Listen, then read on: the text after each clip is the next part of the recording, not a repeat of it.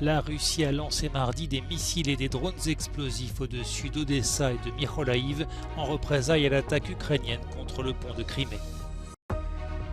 Il fait très chaud sur l'Europe du Sud, une vague de canicule qui témoigne à nouveau des effets du dérèglement climatique.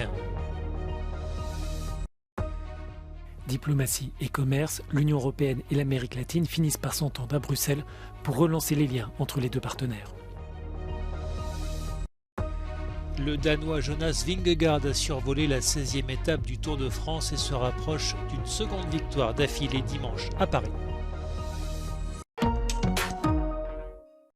Au lendemain d'une attaque de drones ukrainiens contre le pont de Crimée, la Russie a riposté en tirant 6 missiles mardi contre la ville portuaire d'Odessa. S'ils ont été interceptés par la défense antiaérienne ukrainienne, selon Kiev, les déflagrations et les débris tombés au sol ont endommagé des infrastructures et des habitations privées.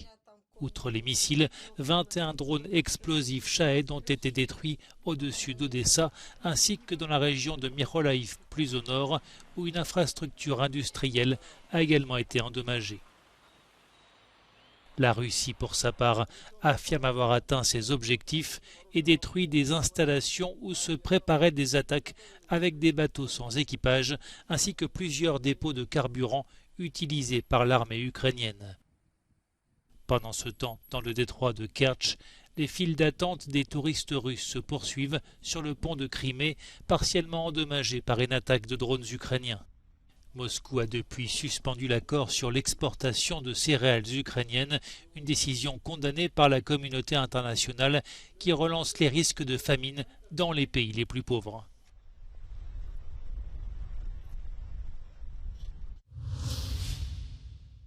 Le sud de l'Europe est frappé par une chaleur écrasante. En Espagne, de nombreux thermomètres dépassent les 30 degrés dès le petit matin et les 40 à partir de midi. Quand le soleil dort, la chaleur persiste, comme à Séville où il fait 27 degrés au cœur de la nuit. De quoi se sentir désarmé. Es complicado, porque no te puedes defender contra el calor. Contra el frío te abrigas, contra el calor es que no hay manera. Influencés par le phénomène El Niño, ces vagues de canicule répétées à chaque été sont pour les experts un symptôme évident du dérèglement climatique. The global temperatures are now warmer than they were back than the El Niños back in the 1980s. So the global trend is continuing to grow. So I don't know that we can actually talk about normals because it will keep changing. It will just keep getting warmer. Plus de 35 degrés dans le sud de la France, 40 degrés ce mardi à Rome, 43 en Sicile, où le record de 48,8 degrés en 2021 sera peut-être battu cet été. Cette vague de chaleur ne se limite pas à l'Europe. L'Amérique du Nord et l'Asie du Nord enregistrent également des températures anormalement élevées. À Tokyo, le mercure a dépassé les 37 degrés. Sortir sans une ombrelle paraît presque audacieux.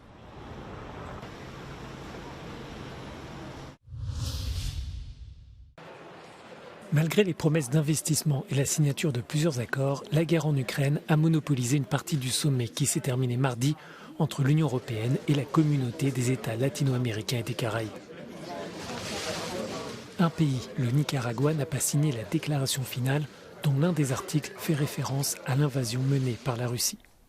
Le texte demeure toutefois assez neutre car il ne condamne pas l'agression afin de ménager toutes les sensibilités de part et d'autre de l'Atlantique. Nous sommes extrêmement satisfaits d'avoir pu dégager une position très forte de 60 pays. 60 pays autour de la table, Union européenne et CELAC. Et j'ai simplement noté avec mon collègue qui était le coprésident pour ce sommet, Ralph Gonzalez, que seulement un pays n'a pas pu marquer son accord en raison d'un paragraphe. L'autre controverse de ce sommet de 2 jours à Bruxelles était la référence à l'esclavage.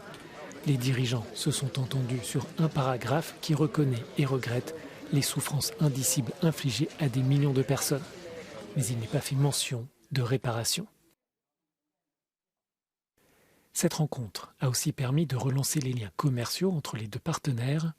La Commission européenne promet des investissements à hauteur de 45 milliards d'euros.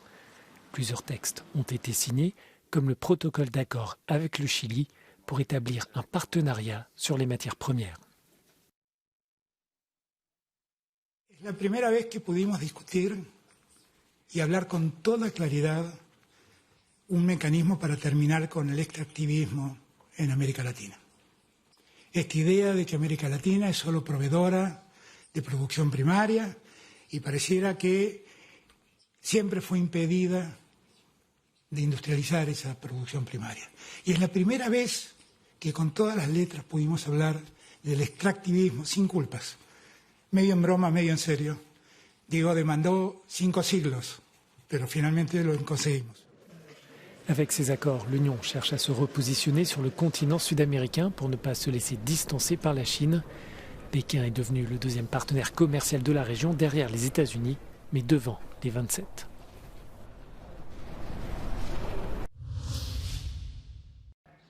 L'accord politique conclu entre l'Union européenne et la Tunisie a été accueilli froidement mardi par le Parlement européen. Les députés de la Commission des libertés civiles ont interrogé la commissaire européenne en charge des affaires intérieures. Ils ont critiqué ce compromis destiné à contrôler les flux migratoires, mais conclu avec un gouvernement accusé de bafouer les droits de l'homme, de démanteler la démocratie et de s'en prendre aux migrants. It's very clear that the president of Tunisia is not respecting fundamental rights, and we don't think that the European Commission can, let's say, actually enforce that. We see a situation in Libya where actually the Libyan Coast Guard is accused of being part of the smuggling network, so we are paying the smugglers in Libya, and I think we have to learn out of these situations and not just do the same faults again. De nombreux eurodéputés dénoncent aussi le cadre dans lequel l'accord a été conclu, à savoir par un trio appelé l'équipe Europe contestée, trio composé de la présidente de la Commission européenne, du Premier ministre néerlandais et de la Première ministre italienne. But who are they? It's like a resigning prime minister, right-wing nationalist Meloni, and the president herself. You know, that's not how we should be doing, you know, these kind of important policy decisions and political decisions.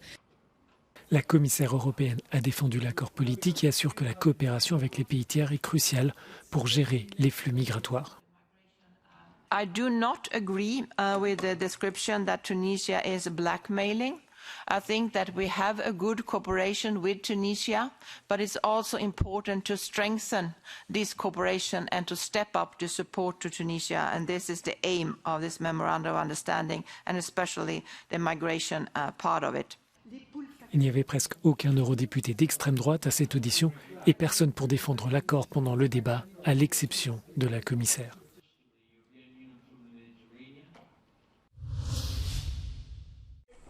Un Américain a franchi ce mardi la frontière avec la Corée du Nord. Il visitait la zone démilitarisée placée sous contrôle de l'ONU qui la sépare de la Corée du Sud. Il a aussitôt été placé sous arrestation. Selon la chaîne de télévision sud-coréenne SBS, l'homme qui a traversé la frontière serait un soldat de l'armée américaine. L'ONU a annoncé travailler avec ses homologues nord-coréens pour résoudre l'incident.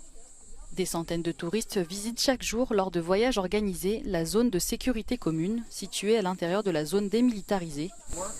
Cette zone sépare les deux Corées depuis la fin de la guerre il y a 70 ans. L'incident survient alors que les relations entre les deux Corées sont à l'un de leurs plus faibles niveaux. La diplomatie est au point mort et le leader nord-coréen appelle à augmenter le développement des armes. De leur côté, Séoul et Washington ont augmenté leur coopération militaire en réponse aux tests de missiles nord-coréens. Le bilan humain s'est alourdi en Corée du Sud après les importantes inondations qui ont touché le pays. 41 personnes ont été tuées lors des intempéries et 9 autres sont toujours portées disparues. 14 d'entre elles ont perdu la vie dans l'inondation d'un tunnel souterrain dans le centre du pays. Plusieurs enquêtes ont été lancées pour faire la lumière sur ce drame. Le pays est régulièrement frappé par des inondations pendant la période de mousson, mais cette année, le bilan est historique. Les autorités prévoient encore des pluies diluviennes jusqu'à mercredi. Le héros de retour chez les siens. Le joueur de tennis espagnol Carlos Alcaraz est rentré chez lui à Murcie, dans le sud de l'Espagne, où il a reçu un accueil triomphal après sa victoire en finale à Wimbledon face à Novak Djokovic. Le prodige de 20 ans a décroché son tout premier titre sur le gazon londonien et son deuxième succès en Grand Chelem après l'US Open. Le numéro 1 mondial a encore du mal à réaliser ce qu'il vient d'accomplir. he parado a asimilar, a hablar con mi familia, con mi equipo de todo lo que ha pasado, lo que ha ocurrido, pero la verdad que aún así muy emocionante. En mi cabeza tengo el match ball todavía, de esa derecha cruzada, deslizando Djokovic, la tira a la red, hago la croqueta, ha sido un momento mágico que lo voy a tener en mi cabecera durante muchísimo tiempo. Carlos Alcaraz est le troisième plus jeune vainqueur de l'histoire de Wimbledon.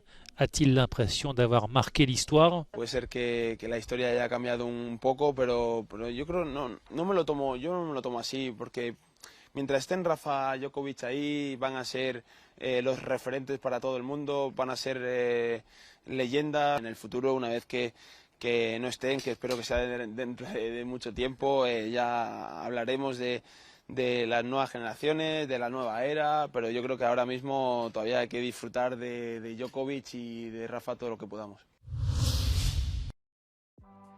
Jonas Vingegaard se rapproche d'un second titre d'affilée sur le Tour de France après sa victoire écrasante ce mardi lors de la 16e étape, le contre-la-montre à Combloux. Le Danois a profité des 22 km de course pour creuser considérablement l'écart sur son poursuivant Tadej Pogačar. Vingegaard compte désormais 1 minute et 48 secondes d'avance sur le Slovène. La victoire lui tend les bras dimanche sur les Champs-Élysées à Paris.